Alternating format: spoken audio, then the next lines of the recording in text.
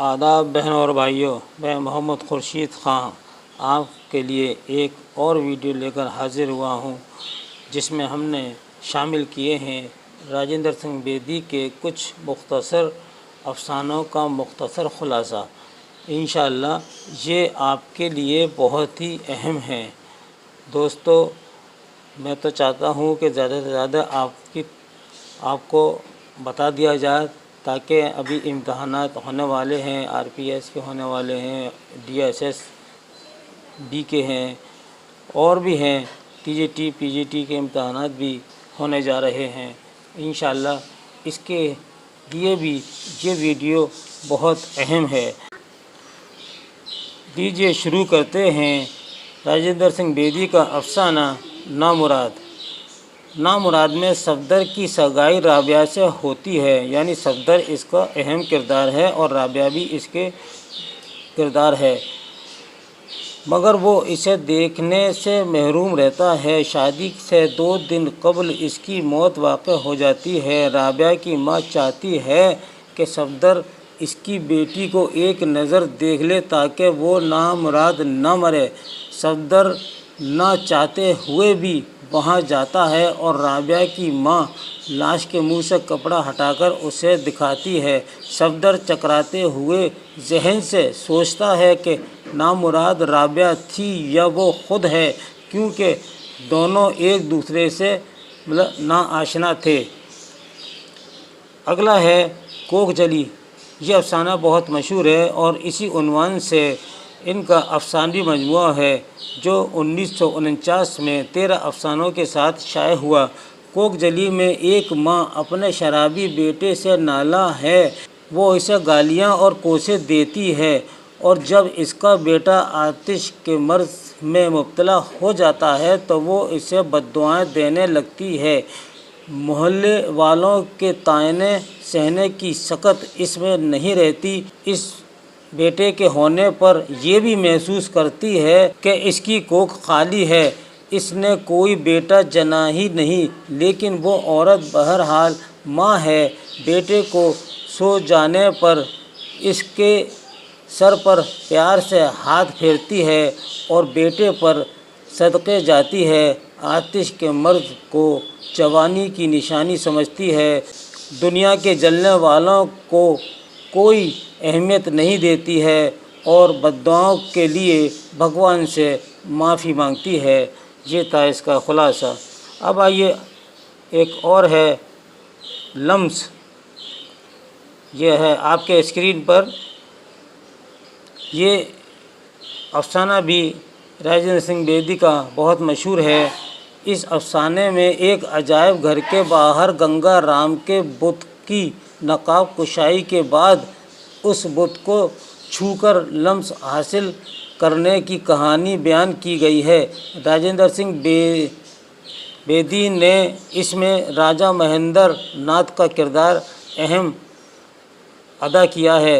राजा महेंद्र नाथ जब नकाब कुशाई की रस्म अदा करके वॉलंटियरों के साथ चले जाते हैं तो देखने वालों की भीड़ संगमरमर के इस बुत को छूने की ख्वाहिश दबा नहीं पाती और लोग जब तक बारी बारी से इस मूर्ति को छू नहीं लेते इनको तसल्ली नहीं होती। अगरचे इस कोशिश में बुत भीड़ के हाथों के मैल से काला पड़ जाता है। राजेंद्र सिंह बेदी ने इंसान की सरशत के एक पहलू को उजागर करने में कामयाब रहे हैं। इसके बाद है ये अफसाना लंबी लड़की। लंबी लड़की अपने दुख मुझे दे दो अफसाने में शामिल है, जो 1965 में 9 अफसानों के साथ शाये हुआ। ये अफसाना इसमें मौजूद है। लंबी लड़की अफसाने में करीबुल मर्ग होने के बावजूद दादी रुकमन की रूह अपनी पोती मुन्नी सोही में अटकी हुई है।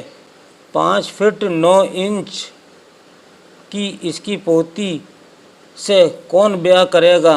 आखिर मुन्नी से छोटे कद का उसे दूल्हा मिल जाता है, लेकिन दादी रुकमन को इसकी فکر ستاتی ہے کہ کہیں بے جوڑ بیاہ ناکام نہ ہو جائے اور شوہر اسے واپس نہ بھیج دے۔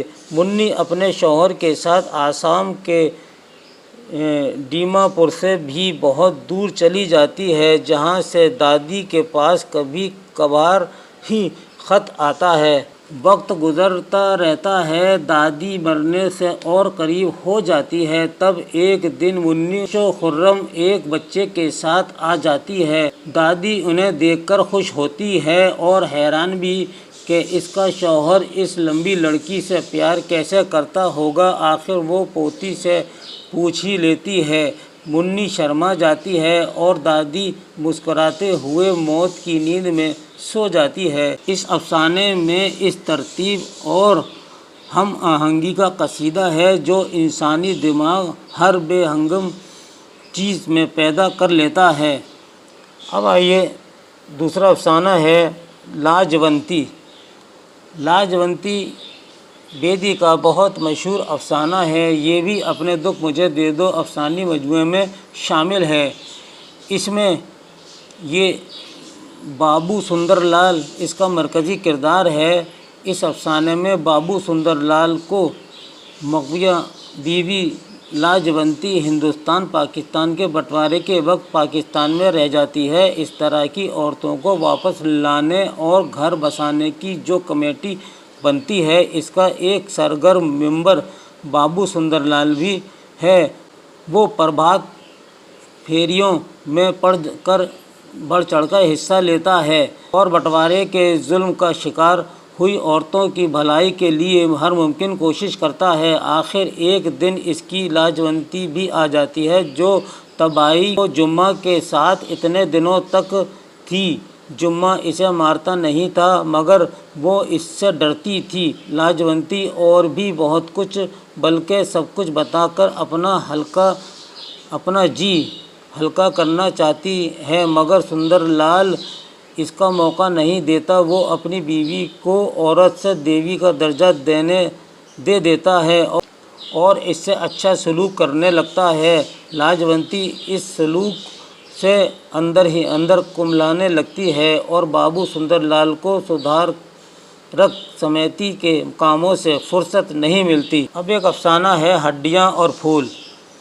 یہ بھی افسانہ ان کا دوسرا افسانوی مجموعہ گرہن میں شامل ہے جو 1942 میں شائع ہوا۔ اس میں 14 افسانے شامل ہیں جس میں ہڈیاں اور پھول بھی ہیں۔ اس افسانے میں ملم نام کے ایک کردار پیچیدہ سائے کی کوشش کیا ہے۔ جب اس کی بیوی گوری دلہن بن کر آتی ہے تو ملم اس کی جوانی اور خوبصورتی کی بے طرح پاسبانی کرنے لگتا ہے۔ وہ اسے دروازے میں بھی کھڑی دیکھتا ہے تو پیٹنے لگتا ہے۔ گوری کا توانا اور بھرا ہوا جسم دیکھ کر وہ کہتا ہے کہ اسے دبلی پتلی نازک سی عورت پسند ہے، اور جب گوری واقعی دبلی پتلی ہو گئی تو یہ کہہ کر پیٹنے لگا کہ اسے مریل عورت سے سخت نفرت ہے، اور بالآخر گوری میکے چلی جاتی ہے۔ ملم کے لیے اس کی مفارقت روز بروز سہانے جان بن جاتی ہے۔ وہ رونے لگتا ہے، شراب پینے لگتا ہے۔ ایک لمبے ہجر کی واردات ملم کو اپنی بیوی کے نزدیک کر دیتی ہے اور اس کی ضرورت شدت سے محسوس کرنے لگتا ہے۔ بیوی کے کھونے سے پانی کی اہمیت کا احساس بڑھ جاتا ہے، لیکن جب گوری واپس آتی ہے تو رویہ پہلے کی طرح سخت و سرکش ہو جاتا ہے۔ چھوکری کی لوٹ۔ یہ بھی ایک افسانہ ان کا بہت مشہور ہے جو دانا و دام مجموعے میں شامل ہے۔ اس افسانے پرسادی رام تذبذب میں نظر آتا ہے۔ اس نے ماضی میں رتنی کو اپنے آپ سے آگاہ کیا تھا اور اس کے لیے ڈھال بنا تھا، اس لیے جب اس کی شادی ہو جاتی ہے رتنی بے تحاشا اپنے شوہر کو چومتی ہے، پیار کرتی ہے۔ پرسادی رام جو اس کی لوٹ سے واقف ہے، کشمکش اور شکوک و شبہ سے بھرا رہتا ہے، کیونکہ لڑکیاں شادی کے بعد سسرال میں ہی رہنا پسند کرتی ہیں اور اپنی لوٹ انہیں عزیز ہوتی ہے۔ اب آئیے دوستو، یہ ہے ان کا افسانہ جب میں چھوٹا تھا۔ یہ افسانہ بھی کوک جلی میں شامل ہے۔ اس افسانے میں نندنی ایک کردار ہے۔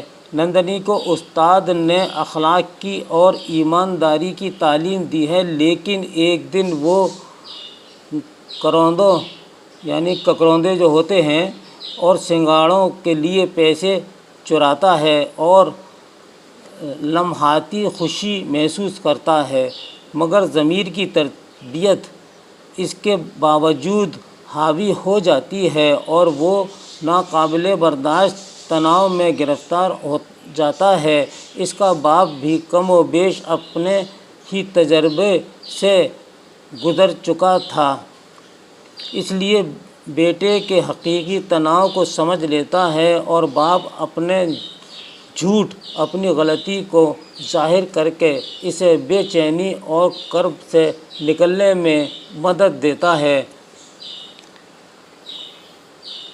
اس کے بعد ہے صرف ایک سگریٹ۔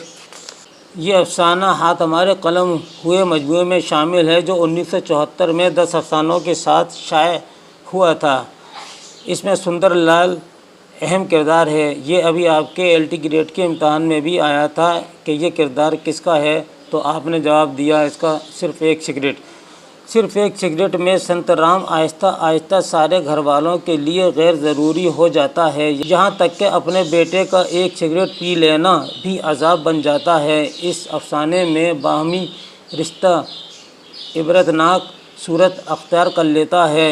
ایک بیوی اپنے شوہر کے لیے اجنبی ہے اور باپ اپنے بیٹے کے لیے عجوبہ اور بے وقت ہے، یعنی نفرت کرتا ہے۔ ذات کا ایک دائرہ ہے جس کا اپنا نفع نقصان ہے۔ تلا دان، یہ راجندر سنگھ بیدی کا بہت مشہور افسانہ ہے۔ یہ بھی دانہ و دو عام میں شامل ہے، یعنی دانہ دو عام جو ان کا پہلا افسانی مجموعہ ہے، جو 1939 میں 14 افسانہ کے ساتھ شائع ہوا، اس میں یہ افسانہ شامل ہے۔ اس میں بابو ایک دھوبی کا لڑکا ہے اور ایک اونچی ذات کے امیر لڑکے کے سکھ نندن کو اپنا دوست سمجھتا ہے، یعنی اس کو اپنا وہ دوست بنا لیتا ہے جو اونچی ذات کا ہے۔ دونوں ہم عمر اور ہم سایہ ہیں، لیکن دوستی کا یہ بھرم سکھ نندن کے جنم دن پر اس وقت ختم ہو جاتا ہے جب بابو کو دوسرے اچھوت لوگوں کے ساتھ باہر کھڑا کر دیا جاتا ہے اور سکھ نندن اسے بری طرح نظر انداز کر دیتا ہے۔ اس سے بابو کے دل میں سخت اضطرابی کیفیت پیدا ہو جاتی ہے، اس کا جسم جلنے لگتا ہے اور اس کی روح جلن اور محسوس کرنے لگتی ہے۔ یہ تھا اس کا خلاصہ۔ اب آئیے دوستو ایک اعادہ کر لیتے ہیں کہ ہم نے کچھ سوالات آپ کے لیے منتخب کیے ہیں۔ یہ ہیں آپ کے سامنے کہ آپ کی کتاب میں بیدی کا کون سا افسانہ شامل ہے، یعنی ہم نے ایک جنرل دیا ہے اور کوئی سا بھی افسانہ ہو سکتا ہے۔ اس میں ہم نے بھولا دیا ہے، افسانہ بھولا ہماری نصابی کتاب میں شامل ہے۔ یہ بھولا بہت مشہور افسانہ ہے اور بھولا اس کا اہم کردار ہے، اور بھولا کا ماما بھی اس میں کردار ہیں اور بھولا کے دادا بھی کردار ہیں اور اس کی ماں بھی اہم کردار ہے۔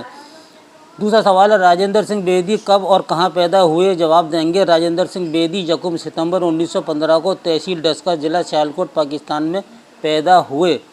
اگلا سوال ہے بیدی نے کس کس زبانوں میں کہانیاں اور نظمیں لکھنی شروع کی؟ ہم جواب دیں گے بیدی نے 1932 سے ہی انگریزی، اردو اور پنجابی زبانوں میں نظمیں اور کہانیاں لکھنی شروع کی تھی۔ اگلا سوال ہے بیدی کا پہلا اردو افسانہ کون سا ہے؟ تو آپ جواب دیں گے بیدی کا پہلا اردو افسانہ مہارانی کا تحفہ ہے۔ اگلا سوال بیدی کا پہلا افسانوی مجموعہ کس نام سے شائع ہوا؟